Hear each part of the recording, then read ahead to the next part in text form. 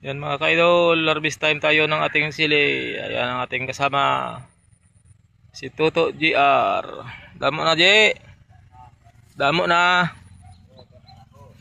Ayan mga ka-idol, ang ating sili na alagang Vermicas.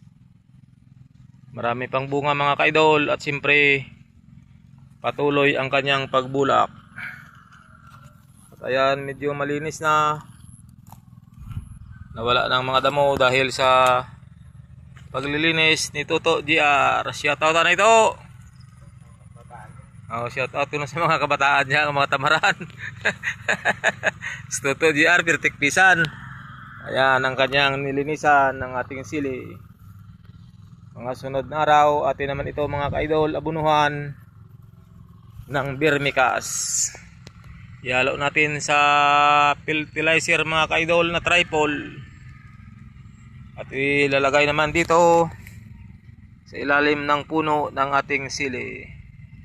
Sobra na ito, 8 months mga ka-idol ang ating sili.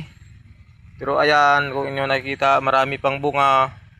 At tuloy-tuloy ang kanyang pagbulak ng dahil yan sa Vermicas. Kaya kayo mga ka-idol, ano pang hinintay nyo?